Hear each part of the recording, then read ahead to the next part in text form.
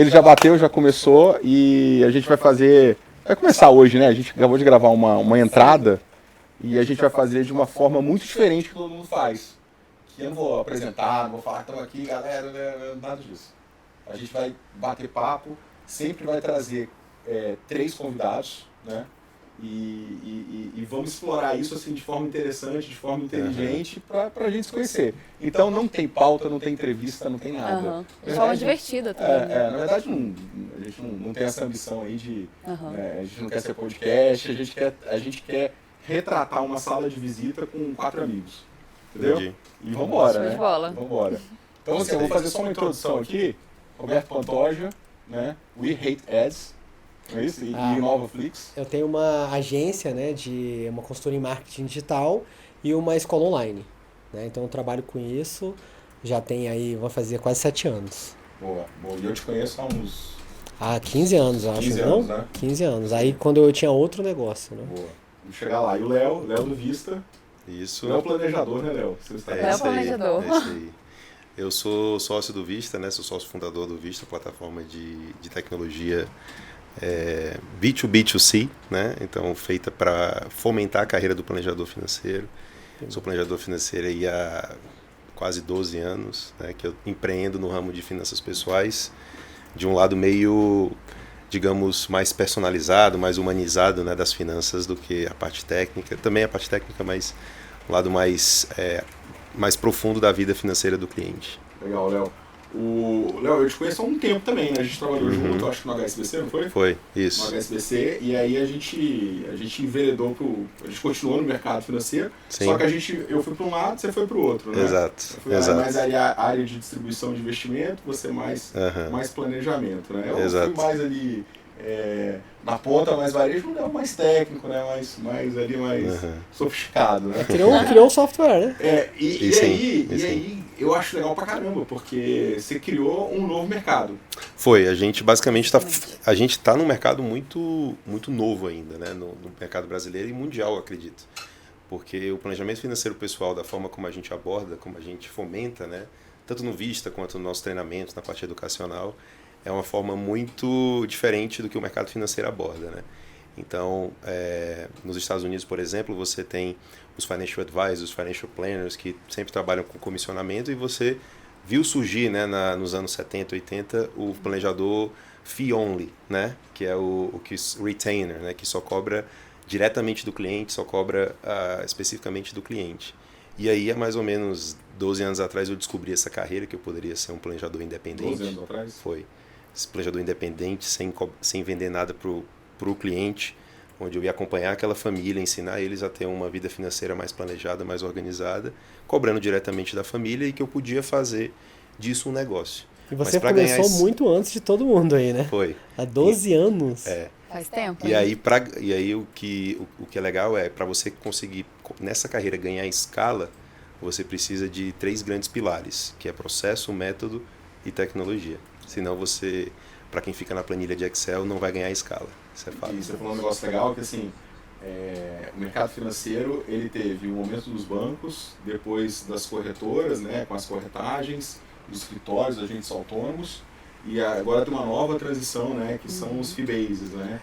Perfeito. Carteiras administradas, os planejadores, um outro nível de evolução do mercado financeiro. Viu? Sim, tem até uma coisa bem interessante que esses dias eu estava até lendo, estudando sobre marketing, né, sobre a sua área aí, Roberto, e eu vi uma tendência no marketing que é o no-line marketing, né, que hoje você não tem mais um funil específico para cada um do cliente, né? O cliente ele não entra naquele funil, ele não vai comprar certinho naquele funil.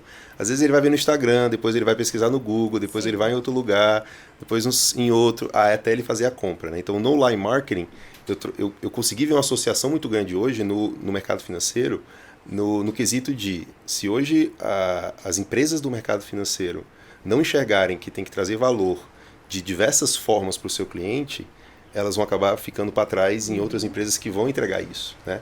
Ou seja, você tem que entregar a qualidade na assessoria, na sua área de corretagem de seguros, na área de planejamento financeiro, na área de consultoria CVM. Então, quanto mais você tiver para agregar no seu business, que não seja diretamente... Talvez você tenha...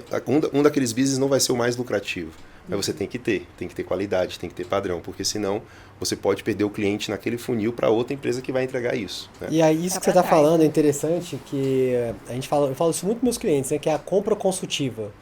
Então, hoje eu vou dar um exemplo aqui para vocês. A gente faz um anúncio, colocar um anúncio no Google, que é hoje que a gente mais tem resultado. Aí a pessoa vai lá e entra no seu site. Aí ele entra no seu site, só que ele não vai entrar só no seu site. Ele vai entrar em outros sites de concorrentes. E aí, em cada site, ele vai entrar no Instagram, né? E aí ele vai ver o conteúdo que você gera. E aí ele vai fazer, né? Ele vai pegar um somatório daquilo tudo, falar assim, olha, essa pessoa aqui, né? Eu tenho uma empatia maior por essa pessoa, né? Isso acontece também. Então, por exemplo, às vezes você tem ali 3 empresas, que são 3 empresas de qualidade, mas uma daquelas empresas, às vezes as 3 estão gerando conteúdo, as 3 são profissionais, mas a pessoa fala, cara, eu me identifiquei mais com essa. Verdade. Né? A gente tem os mesmos valores. Então a pessoa faz toda uma pesquisa até chegar, né? E entrar no funil, né? Para poder comprar alguma coisa. Então eu falo isso muito para os clientes, né? Que às vezes a gente está fazendo anúncio no Google, mas o lead vai chegar no Instagram. Ou o lead vai chegar, ele vai ir lá na sua loja, né? Que não tem nada a ver. Então não necessariamente aquele anúncio que você fez, ele vai dar, né? É isso. Às vezes, é o que eu falo no nosso ramo de planejamento, é assim, às vezes você vai captar um cliente no planejamento, mas você vai ver que você está rentabilizando mais o cliente na assessoria, ou na consultoria, ou no seguro, do que no planejamento. Mas, por você ter um produto muito bem lapidado e muito bem estruturado e profissionalizado, principalmente, isso é muito importante. E o planejamento financeiro, ele é feito de forma muito amadora, né? Não tem padrão, não tem método. Você vê hoje no mercado financeiro muitas pessoas interessadas na carreira, mas é uma carreira que precisa ser fomentada, precisa ser criada, precisa ter todo um funil de entrada de formação, até que, assim como o gerente de banco foi um dia, o assessor de investimento foi um dia, hoje já está muito mais maduro, né? A carreira do assessor, por exemplo. A de planejador financeiro, ela vai também ficar cada vez mais madura, né? E esse é o mercado que a gente fomenta para que isso se torne mais conhecido, né? E a sua ferramenta, ela é como se fosse um CRM? Não, a minha ferramenta é como se fosse é o mesmo modelo de negócio do Uber, tá? Então, o Uber, você tem o aplicativo que conecta o motorista e o cliente final, certo? Então, é a ferramenta de trabalho do motorista. O Vista é uma ferramenta de trabalho do planejador financeiro, por isso que é B2B2C, né? Então, hoje, o Vista ele é utilizado para os planejadores financeiros ou escritórios de investimento, de planejamento financeiro, usa o Vista para ensinar para o seu cliente como ter uma vida financeira mais planejada, mais organizada. E aí, ou seja, os clientes do Vista hoje são os planejadores financeiros ou as empresas de planejamento financeiro. Por que a gente foi por esse ramo, né? Porque muitas pessoas perguntam, por que você não foi para o público final? Por que você não abre para o cliente final? Primeiro que o cliente final é muito mais caro, né, de você captar, muito mais por ser muito mais amplo, é muito mais difícil de você educar e qualificar aquele cliente. O público do planejador financeiro, dos escritórios ou das empresas, é um público que tem a capacidade de entrega muito mais lapidada para o seu cliente final. Então, posso usar esses parceiros usando o Vista para entregar finanças pessoais, planejamento financeiro de qualidade para o cliente final, né? Então a plataforma também educa, também, a plataforma também de educação. De um certo modo, a parte educativa, a gente traz educação para o planejador financeiro, né? Por quê? Porque a gente percebe que, como a gente fomenta esse mercado de planejadores financeiros, esse mercado de planejamento financeiro precisa ser educado, precisa aprender que tem método, que tem processo, que tem uma forma de você padronizar o seu trabalho. Porque se você quer escalar o seu negócio para de fato ter uma quantidade significativa de clientes sem planejamento financeiro, você tem que ter método, você tem que ter processo e você tem que usar tecnologia. Porque senão não dá. A gente em 2017 tentou fazer, nós da Volga, né, tentamos fazer parte de mentoria financeira e a gente esbarrava muito em vários fatores, né? Primeiro é como cobrar isso. Então a gente cobrava através de boleto, você manda o boleto pro cara, o cara paga o primeiro, o segundo não paga mais, aí tá apertado, o que ele corta? Ele corta o planejamento financeiro. E a gente também, na época, a gente fez um Power BI, então também uma dificuldade de visualização, né, do produto. Então o cliente ele não via, ele via, na verdade, o Power BI, ele não via valor no sentido de beleza do produto, né? Então o segundo passo ali, que é o conteúdo, ele já ficava, assim, esbarrou em alguns fatores e a gente viu que é um mercado muito difícil de entrar. Sim. E aí eu vi que o Vista, de fato, E a gente já tem uma parceria de algum tempo, né? Uns meses, aí, talvez anos, né? Eu acho que vai fazer 2 anos. 2 anos já? Na verdade, a grande questão do Vista é que a gente, por exemplo, né, você pega muita pessoa do mercado, porque se você quiser usar 2, 3, 4 ferramentas para você ensinar uma pessoa a organizar melhor a vida financeira, você vai conseguir. Só que para você transformar isso num negócio, né, de você atender várias pessoas, várias famílias, de escalar o seu negócio, você não consegue fazer isso sem um padrão de atendimento, né, sem usar uma tecnologia que vá oferecer para os planejadores uma forma mais rápida de você montar uma reunião, de você estruturar a reunião, de você... enfim, de você vender isso também de forma mais profissional. Porque a coisa é o seguinte, né? Eu sempre falo, você vai, por exemplo, comprar um celular na feira, né? Você vai lá, tá tumultuado, tá cheio de gente, tudo mais, né? Qual é a experiência que você tem disso, né? Putz, você tem que ir na feira, né? Pegar fila, pegar um monte de gente, tal, beleza. Agora vai na Apple, né? Como é que é o atendimento quando você vai na Apple, né? Experiência que você tem.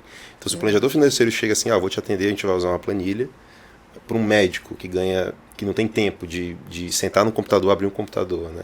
Se você chegar com um aplicativo mostrando que você usa tecnologia, que você tem uma forma de ensinar para ele que é muito mais padronizada. Ele tem que inserir dados ali, né? Ele tem que imputar dados. Aí foi o avanço da tecnologia, né? Durante quase 11 anos da minha carreira, eu sempre ensinei o meu cliente a fazer manualmente. Por quê? Porque não existiam tecnologias que fizessem integrações, etc. Então, apesar de ter um benefício disso, né, de você ensinar alguém... Por exemplo, se você pega uma família que ganha 20 mil e está gastando 20, e ela chega para você e fala, Léo, mas eu tenho tudo planilhado, há 10 anos eu coloco tudo na planilha, mas não sobra dinheiro. A pessoa sabe quanto ganha e quanto gasta. O problema é ela saber quanto ganha e quanto gasta? Não é. O problema é o comportamento que ela tem com o que ela ganha e o que ela gasta. Então ela não tem que mudar não somente a parte operacional de como ela entende da receita e da despesa, mas a parte comportamental. Ela vai ter que olhar para, poxa, como é que eu faço para no meu dia a dia eu conseguir fazer com que, mesmo sabendo quanto que eu gasto, eu fazer sobrar um pouco mais. Eu vou ter que olhar para o meu comportamento, eu vou ter que sair do automático. E a tecnologia hoje permite facilitar isso para o cliente. Do tipo, no Vista hoje você tem algumas ferramentas dentro do Vista que permitem com que o cliente trace uma meta de quanto ele pode gastar em cada uma das categorias. Então, se você mostra para o cliente, olha, você vai ter que ter um comportamento de olhar para as suas finanças de uma forma mais direta, tomar uma decisão ali e não de forma reativa preenchendo a planilha depois. Porque se você preenche a planilha depois do final do mês, você já tomou a decisão, certo? Sim. Só que esse cliente, o exemplo que eu dei, ele vai ter que tomar a decisão na hora da compra. Ele vai ter que mudar o mindset dele na hora da compra. Não só preencher os dados. Porque senão não vai adiantar, ele não vai ter uma vida financeira mais saudável por causa disso. Sim. Então, a tecnologia facilita para criar, aí a gente vai usar a psicologia econômica, né? Richard Thaler e tudo mais. Ela cria nudges ou filtros para ajudar o usuário final a melhorar esse comportamento com as finanças. Por isso que o lançamento manual é importante. Tipo uma gamificação. Assim. Exatamente. Mas assim, é uma gamificação usando o aspecto psicológico, né? Do tipo, se você não olhar isso se você não olhar para naquele momento que você vai fazer o gasto, como você está se comportando, não adianta. Você não vai mudar a sua vida financeira. Então, automatizar isso não vai adiantar. Se a pessoa não olhar para o comportamento. Você pode ter tudo automatizado, integrado, tudo bonitinho. Mas se a pessoa, nesse perfil ali, não olhar para o comportamento, ela não vai mudar. Então, por isso que o lançamento manual é importante. Eu fiz isso durante 10 anos. E como planejador, óbvio que são técnicas que você vai aprendendo, né? Poxa, como é que eu ensino a família que eles têm que mudar de comportamento? Como é que eu ensino eles a criar filtros, a criar nudges? Como é que eu falo que eles têm que ter esse melhor relacionamento com o dinheiro, né? Esse é o papel do planejador, que de fato faz esse atendimento 360, ter essa visão da psicologia econômica que é tanto discutido hoje, e, enfim, faz parte do mercado financeiro hoje, né? Se você não presta atenção nisso, outras pessoas vão prestar atenção. Né? É verdade. Mas geralmente quem mais dá valor para esse tipo de serviço? As famílias que têm muito dinheiro, famílias... Né? Porque eu penso assim, a pessoa é endividada. Sim. Talvez ela não tenha nem interesse nesse tipo de produto. Na realidade, as pessoas, geralmente o público inicial que procura são pessoas endividadas. Verdade. Porque quem está endividado está com uma dor muito forte. Concorda? Então, as pessoas que estão endividadas, está com uma dor muito forte, ela busca ajuda. Mas a inadimplência não é maior nesse caso? Então, você tem um risco, tem um trabalho mais difícil com clientes que são endividados, porque de fato a pessoa já tem uma cultura na vida dela financeira de criar dívidas e tudo mais, então é mais difícil para o planejador financeiro de ter sucesso no trabalho, né? Sim. O cara vai dar conta de pagar? Aí, por exemplo, óbvio que você tem casos que são totalmente insolventes, né? Que o cara vai ter que fazer alguma coisa para sobrar o mínimo possível para poder pagar. Poxa, não, mas vale a pena o cara endividado pagar um planejador? Aí a gente entra num argumento muito forte que é todo mundo, principalmente o endividado, tem custos na vida financeira dele que ele não enxerga. Que são custo de juros, de conhecimento, custo de oportunidade, que ele tem há muitos anos que fez ele chegar nessa situação. O trabalho do planejador financeiro é mostrar para ele como é que ele reduz esses custos. No final fica barato, né? Ele paga No final o fica planejador barato. e economiza. E hoje, o cara que é Exatamente. endividado, ele tem que se comprometer com o planejador financeiro, ele tem que pagar do bolso. Porque senão, se você fizer de graça, às vezes o cara não vai fazer, entendeu? Então, pagar faz parte. O planejador financeiro busca soluções para que o cara faça mais dinheiro. Né? Esse é o nosso papel como planejador financeiro. Além de fazer a pessoa mudar os comportamentos financeiros, ainda alavancar o patrimônio. Então, isso é muito bacana também. Eu Com costumo certeza. dizer que é mais fácil você, para o nutricionista, endocrinologista, os melhores clientes tem que perder 3 a 4 quilos do que o cara que tem que perder 40 quilos, né? A taxa de sucesso é maior, né? Né? Não, E geralmente o que tem que perder 3, 4 quilos é um cliente que paga mais, é o melhor cliente. Verdade. É isso. Mas então, assim, quando chega... Eu acho que a maioria das pessoas que procuram um planejador financeiro hoje são pessoas que estão numa situação ou de endividamento ou no 0 a 0 querendo melhorar, certo? Esse é o perfil. Mas, assim, são pessoas, principalmente os endividados, quando tem um retorno muito bom do planejamento financeiro, são os trabalhos mais legais também, porque você vê a pessoa mudando de vida verdade. por causa de um serviço que você prestou. Esse é o muito grande, esse é o grande gratificante. legal, barato da carreira, quando você trabalha no modelo direto com o cliente, né? E agora, cliente que tem dinheiro também precisa de planejamento, mas aí qual que é a grande diferença? O planejamento vai ajudar aquela pessoa a montar uma carteira que tenha mais o investimento esteja mais dentro do contexto de vida, dos objetivos, né? E não somente no perfil do investidor. Você vai né? pensar ali em potencializar, né, maximizar a carteira, porque a pessoa tem recurso, consegue poupar, mas poderia poupar mais, né, de forma mais inteligente, mais direcionada. Né? É porque também, vamos pensar o seguinte, você pode ter um cliente que tem 40 anos, já tem uma boa grana guardada, e tem grandes projetos, por exemplo, esse cara vai querer comprar um imóvel que custa, às vezes, o valor do dinheiro que ele tem guardado. Se ele tomar uma decisão errada, ele vai queimar o patrimônio e vai ter que começar tudo de novo. Então, muitas vezes é importante conhecer quais são os objetivos, quais são os desafios, as prioridades. Então, no Vista, também na tecnologia, a gente criou uma outra ferramenta de psicologia econômica, que é de priorização. Depois que ele cria o objetivo, o plano, então você transforma um sonho. Primeiro você se cadastra um sonho, depois você transforma ele num plano. Qual é a diferença? O sonho você fala, eu quero aposentar um dia. O plano você coloca o tempo, o prazo, né? Você coloca o valor, você coloca taxa de juros, você coloca inflação, uma série de aspectos para ver exatamente quanto que você precisa para você aposentar.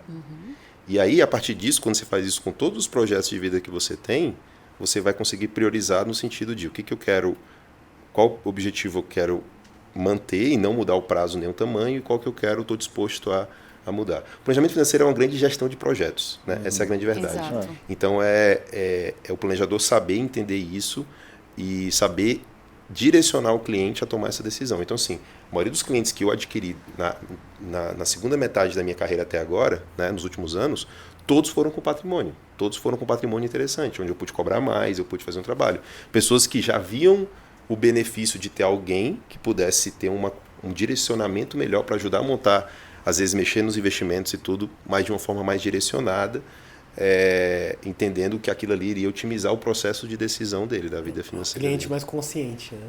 Exatamente. Ô, Robertinho, me fala aí um pouquinho das suas empresas, que toda vez que a gente se encontra, você está fazendo um negócio um pouco diferente. Né? Assim, são complexas as empresas do Robertinho. Inovaflix, né? Inovaflix. Então, eu tenho o We Hate Ads. Reiteado. Como é que funciona, né? Quais outras? Eu, em 2015, 2016, né, eu era dono de uma imobiliária. A gente era franqueado da Remax, que é uma empresa americana. Eu ia casar, estava na época de uma crise imobiliária muito forte, metade das imobiliárias tinham quebrado, Metade dos corretores tinham saído do mercado. E aí eu resolvi sair da imobiliária. A imobiliária funciona até hoje, inclusive está super bem, né, com um amigo nosso. Né, inclusive depois que você saiu, ela decolou, né? Grande verdade. Eu tenho alguns negócios aí que eu participei que depois que eu saí o negócio explodiu. Decolou. Eu tenho alguns cases. Eu tenho alguns cases aí. Alguns cases que você era o CEO, aí quando você saiu o negócio decolou. Mas aí eu peguei, a escola online eu já tinha muitos anos, né? Eu tenho mais de 50 mil alunos aí, que é a inovaflix.com. E aí eu tô sempre lançando cursos novos, né? Esse ano eu lancei 2 cursos, que é um curso Como Criar um Negócio Utilizando Inteligência Artificial, e criei também um curso para você criar uma marca de high ticket, né? Você criar um serviço que você cobre mais caro. E aí, em paralelo, né, a escola, eu falo que é o que eu consigo me escalar, consigo vender produtos baratos em grande quantidade, e eu faço isso no automático, né? Então é algo que eu ganho dinheiro há mais de 10 anos, que todo mês entra dinheiro de forma automatizada. E em paralelo a isso, eu tenho um trabalho totalmente, né, que é um trabalho de, né, a consultoria em marketing digital, é um trabalho de venda complexa. Então a gente está falando de clientes que eu tenho que conversar, ter uma reunião, tomar um café para fechar negócio, né? E isso começou, esses clientes, né, de high ticket, começou lá na imobiliária.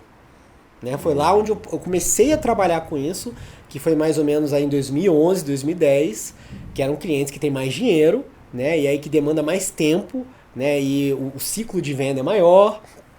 E eu trabalho dessa forma, aí vamos colocar em 10 anos que eu trabalho com isso, mas na área da consultoria aqui, eu sou formado em publicidade e coincidentemente eu fui criar um negócio em publicidade depois de, sei lá, 10, 15 anos. Você teve um negócio de óculos, né, também. Ah, entendeu? Eu voltei, né? Eu voltei a fazer o que eu aprendi, né, depois de muitos anos. E aí esse negócio, né, foi um negócio que eu tive, né, que me reinventar várias vezes, assim, várias vezes. Eu comecei com pura consultoria, aí depois eu comecei a oferecer gestão de tráfego como assessoria de marketing digital. Hoje a gente está trabalhando muito com empresas que oferecem serviços caros, serviço de high ticket, e a gente está também agora querendo abrir um outro braço de assessoria de marketing só para clínicas médicas e odontológicas. E aí, inclusive, eu tava conversando, né? Tô conversando com o Rodrigo, lá da... O Rodrigo que a gente teve o último podcast aí. Lembra dele? Sei. Legal. Aí. Que é exatamente sobre isso. Então é basicamente isso, né? Então é uma agência que ajuda as empresas a faturarem mais, né? De certo modo tem uma certa semelhança até com a minha carreira também, porque no Vista também a gente está buscando algo escalável, né? E com planejador financeiro é algo assim, é muito mais personalizado, você cobra mais caro, você tem que fazer uma venda mais contextualizada e tudo mais. Mas é legal que esse mix de produtos que você tem acaba fazendo com que a sua carreira você tenha duas frentes, né, muito diversificadas. E você faz a mesma coisa, legal, né? Você continua atuando como planejador, né? Então, recentemente a gente deu um passo a mais no Vista, né? O Vista ele foi fundado, apesar de eu sempre ter usado tecnologia como planejador financeiro, eu fundei o Vista em setembro de 2020. Então, desde setembro de 2020, eu venho diminuindo a minha atuação como planejador com uma estratégia de focar mais no Vista. E também, como foi fundada como startup, né, a gente buscou, a partir do momento que a gente conseguiu ter uma taxa de crescimento legal, ter os KPIs bem definidos, a gente começou a procurar investidores, e aí no final do ano agora a gente teve um investimento do grupo do Thiago Nigro, né, da Bossa Nova. Então a gente vendeu uma participação da empresa, 10% da empresa, e aí fez com que agora eu tenha que, nesse momento, deixar de ser planejador para focar 100% no Vista, né? Na parte legal que eu ia chegar. Gente, foi rápido, hein? Menos de 2 anos, né? Vendeu 10%. Muito rápido. Então o Kepler lá com Bossa Nova, que é um fundo, né, que compra startups, adquiriu. E agora acho que os planejamentos são outros, né? Agora tem que entrar, organizar a casa, né? E profissionalizar cada vez mais. E não só isso, as até metas, para atrair né? mais investidores. Tem que cumprir metas agora, né?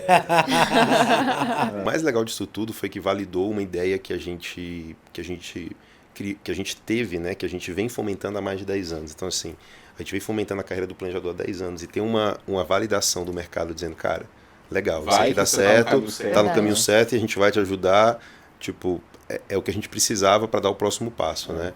E eu creio que agora vai ter mais pessoas porque é importante você ter concorrente, você ter pessoas também trazendo outros aspectos disso, né?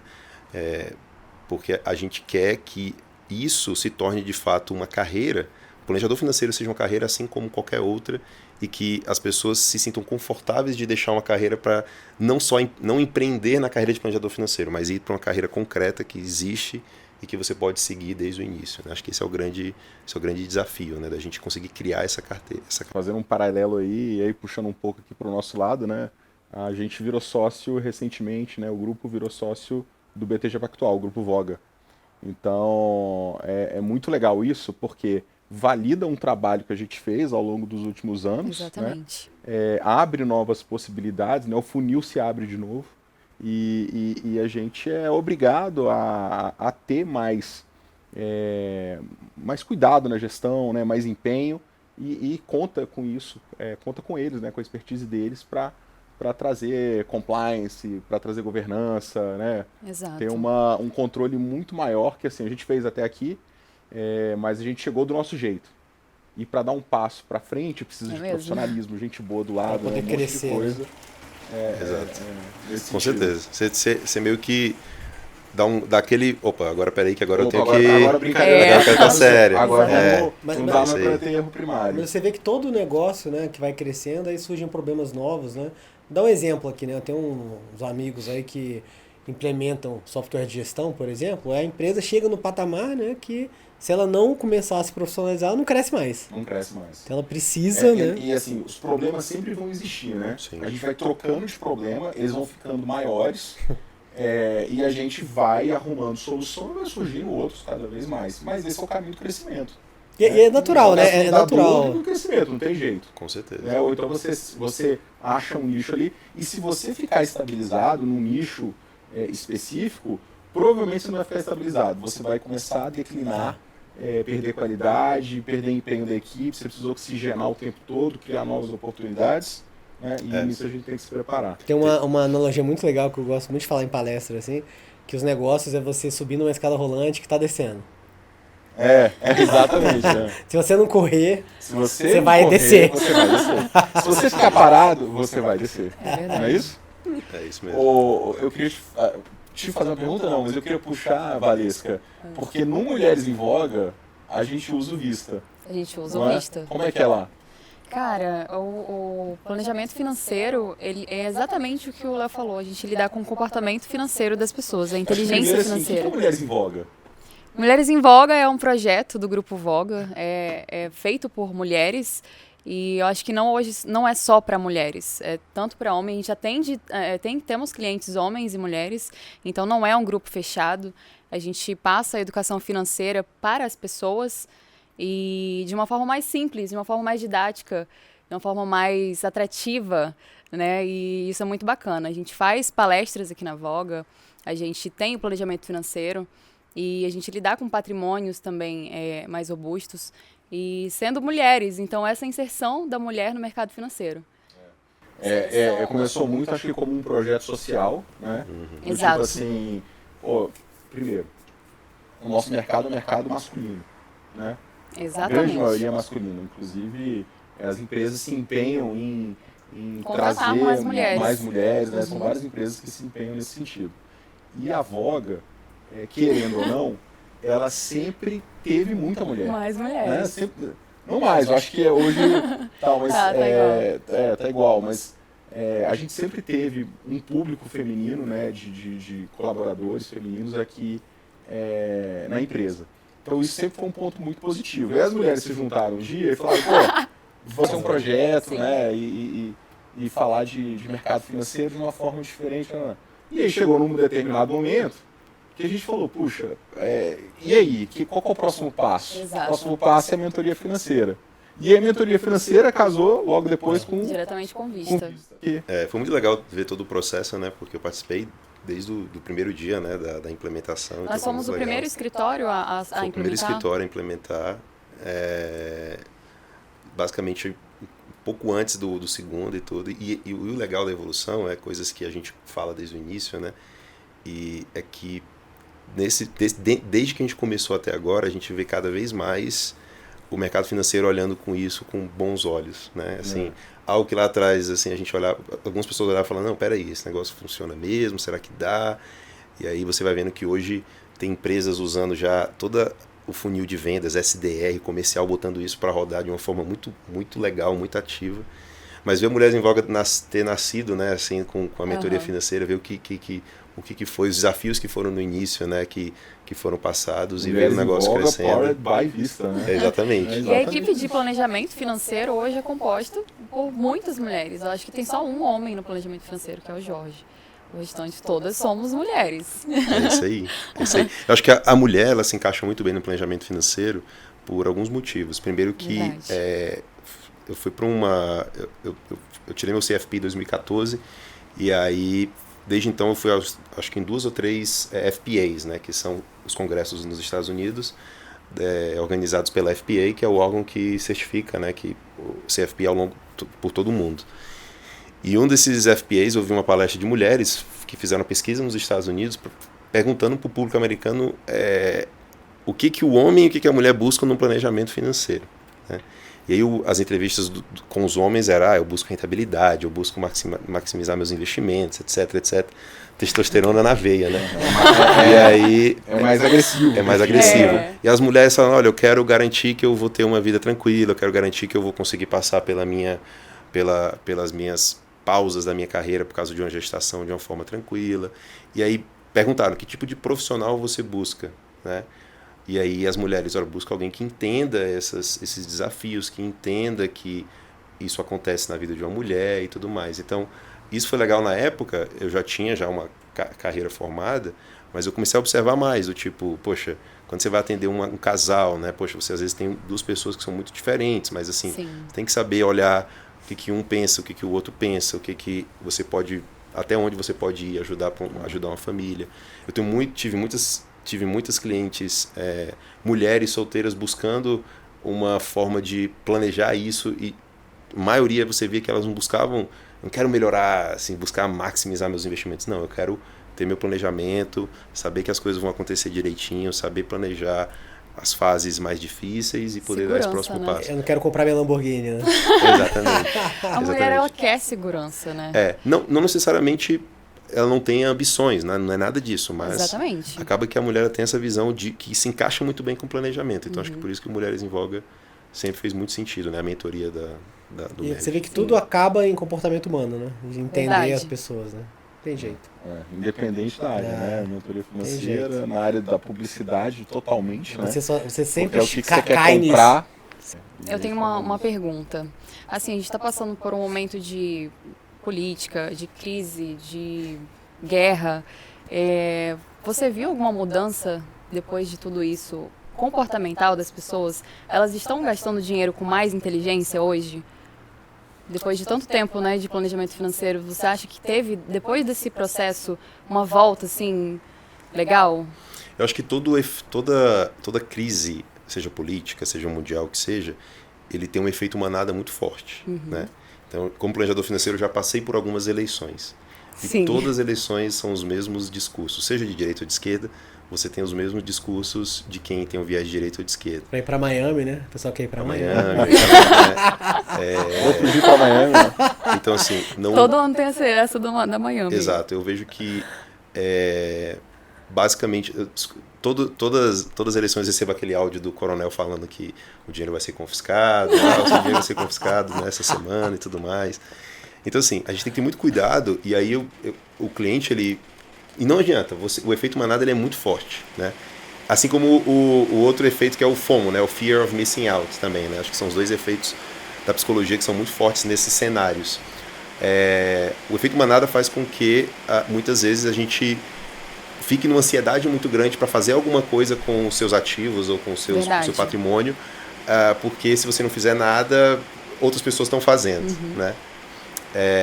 E o FOMO, muitas vezes, né, quando aparece alguma oportunidade de investimento, uma Bitcoin da vida que aparece, né, outra moeda, se você não aplica naquilo, você fica de fora. IRB, oi. Exatamente.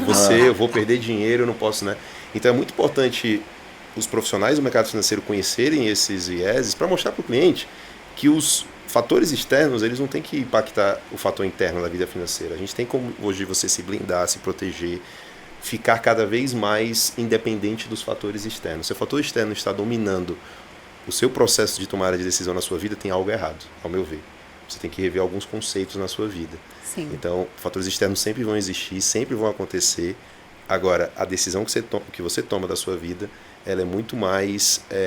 depende muito mais do que você quer, quanto você conhece, quanto você tem noção das suas prioridades, de como você quer construir. Eu achei interessante que a Valesca falou aqui, que a pessoa com medo faz investimento mais inteligente, com mais segurança. Eu nunca tinha pensado nisso, né? Faz sentido, né? Faz sentido.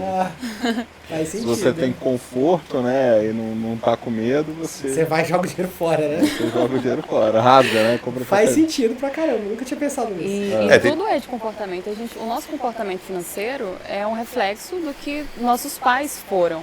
Talvez alguns são poucos, outros são reflexos maiores, mas a gente tem o comportamento que a gente já viu. E isso é muito da organização, do planejamento financeiro. É esse comportamento mesmo de relação, a nossa relação com o dinheiro, sabe? Tanto que você vê que a maioria das pessoas, o fruto não cai muito longe da árvore. Exatamente. Né? A maioria das pessoas fica tão rico quanto os pais. Né? Verdade. É até uma maldição ou uma bênção, né? Cara, ou é uma lição, né? Eu não entendi isso aí que você falou. Como assim? A maioria das pessoas, por exemplo, vou dar um exemplo aqui. Eu, né, quando eu era dono de imobiliário, o que eu percebi? Eu fiz vários cursos no exterior, a gente foi para os Estados Unidos, para a Europa, para poder aprender bastante do mercado imobiliário. Eu treinava muito meus corretores. E uma coisa que eu aprendi era o seguinte: eu quero um corretor que venda no Lago Sul. Ele tem que ter nascido no Lago Sul. Eu quero um corretor que venda no Sudoeste. Ele tem que nascer no Sudoeste. Por qual motivo? Porque existe uma limitação mental dele, que ele não consegue vender imóveis mais caros do que o Sudoeste. Que ele não consegue vender imóveis mais caros do que aquele bairro que ele foi criado. Infelizmente existe essa limitação que a pessoa pode superar, mas a maioria das pessoas não supera. Uma coisa que eu exploro muito aqui, que eu acho que tem a ver um pouco com isso que você falou, toda vez que eu entrevisto alguém para entrar para a Voga, para a gente botar para o time, eu sempre prefiro as pessoas, a empresa está aqui em Brasília, as pessoas que nasceram em Brasília.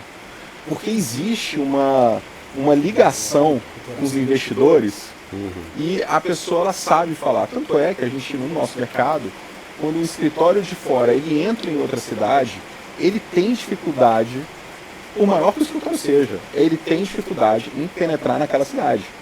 Aí tem o regionalismo, né? Assim, o escritório de São Paulo vai para o sul, do sul vai para São Paulo. O do sul, ele se dá melhor do sul. E eu não sei o que acontece, mas as pessoas que nasceram lá, que viveram aquela realidade, elas conseguem se comunicar muito melhor com o investidor do que com o cara que veio lá de São Paulo e foi trabalhar no Rio de Janeiro e vai tentar montar uma carteira com cariocas. Que tem um sotaque diferente. O mineiro conversa com o mineiro, né? O carioca conversa com o carioca, o paulista com o paulista. E aqui em Brasília não é diferente.